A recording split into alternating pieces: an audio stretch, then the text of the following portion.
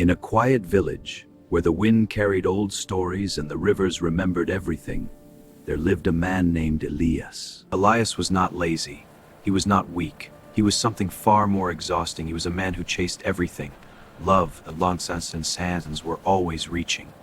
There was a woman named Miriam, graceful, calm, the kind of woman who carried dignity the way rivers carry water, without effort. He wrote her letters. He sent gifts. He waited outside her door. He told the whole village of his love. And the more he chased her, the further she walked away, until one day, she was simply gone from his life entirely. Please, I beg you, partner with me on this route. I'll give you the best prices. Why should I trust you? You're too eager. I swear you won't regret it. This is my chance. And every deal slipped through his fingers, as if wealth could smell desperation and fled from it. And respect, he chased that too. He spoke loudly at every gathering. He announced his plans and his dreams and his intentions to anyone who would listen. He needed to be seen. He needed to be heard. Elders, hear me. The river's whispers call for change. But the elders only listened less, because a man who announces himself, they say, has already lost his authority. One evening, when his legs could carry him no further, Elias walked to the river at the edge of the village. He sat down on the cold bank, and for the first time in years, he stopped moving. He was exhausted, not in his body, in his soul. Tired of reaching, tired of wanting, tired of running toward things that kept running away. Elias spoke without thinking. "I have chased everything I ever wanted," he said quietly, "and I have nothing." The old man nodded once, slowly. "Yes," he said, "I can see it in how you sit." Then an old man appeared. He did not announce himself. He did not ask permission. He simply sat beside Elias the way the river sits beside its bank, as if he had always been there. The old man pointed to the river.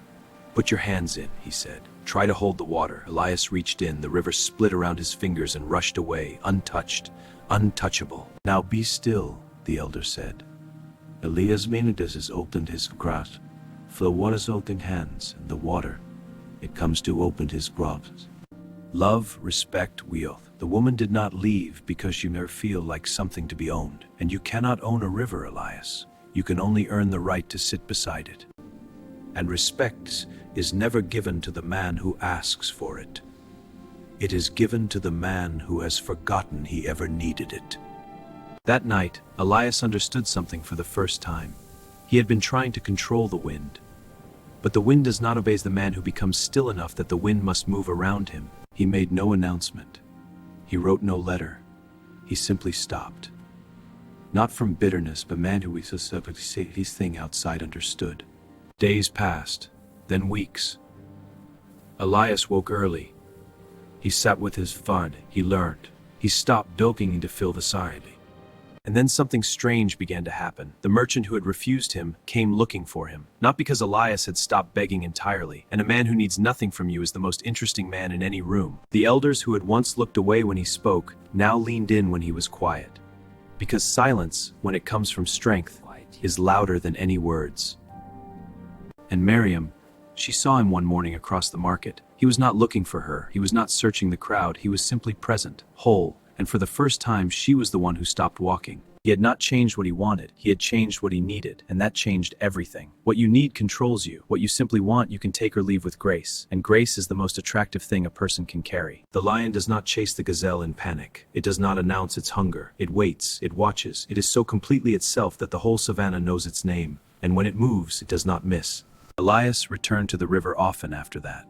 Not to cry, not to beg the water for answers.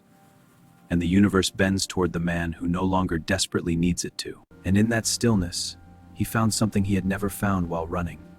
Himself.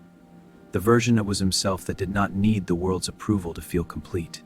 Here is what the river taught Elias, and what it is trying to teach you right now. Chasing is a signal. It tells the world, and stillness is a signal of what you are chasing. The tree does not run after the birds. It simply grows, deeply, quietly, strongly, and the birds come on their own. Become the tree, stop chasing the birds, and watch what lands on your branches. So let me ask you something. What are you chasing right now, and what if, just for today,